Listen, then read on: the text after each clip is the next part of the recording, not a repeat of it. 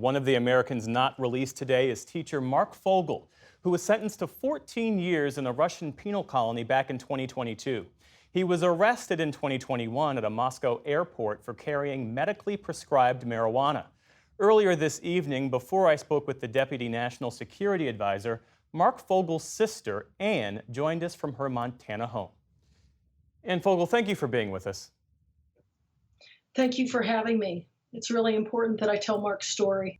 While some families are rejoicing today as they've been reunited with their loved ones, your family still has to wait.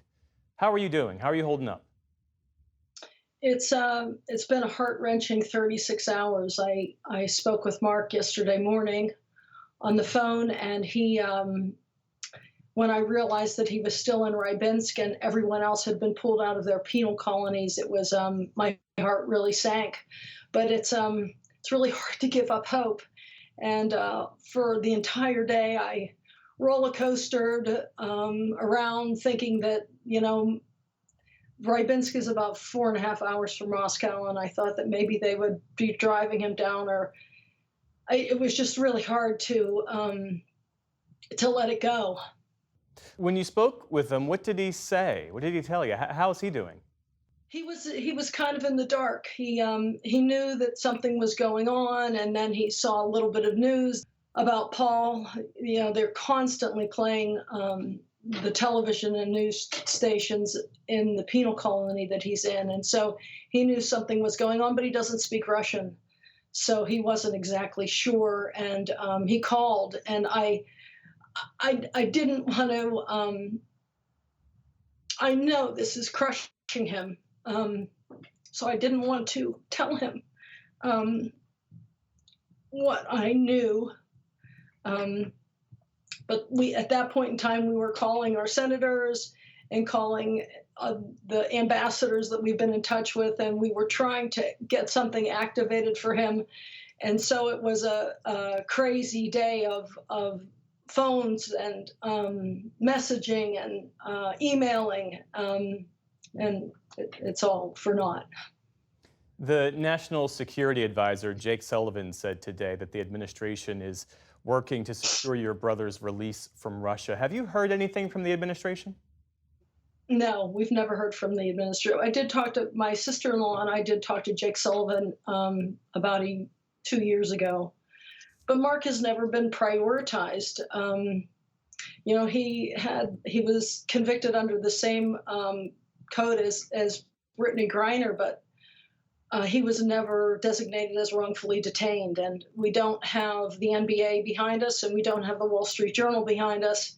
So it's been very difficult for us to get our man out. Your mother, your 95-year-old mother, filed a lawsuit in June against the U.S. State Department over its failure to declare Marc Fogel as wrongfully detained. Why do you think he hasn't received that designation, and how has it complicated efforts, in your view, to secure his release?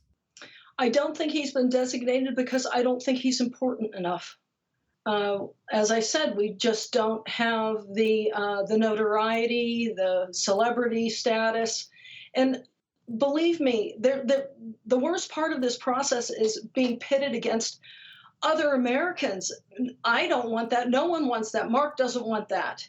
When we started our conversation, you said you wanted to get your brother's story out. What do you want folks to know about your brother, Mark?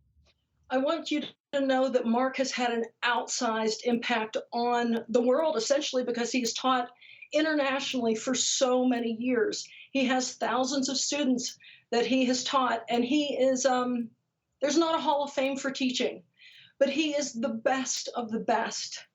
And you have one of his students in your newsroom as we speak. He has students all over the world writing to him, praying for him, making movies about him. We need justice. He needs to come home. He needs to be with his family. His wife and sons need him.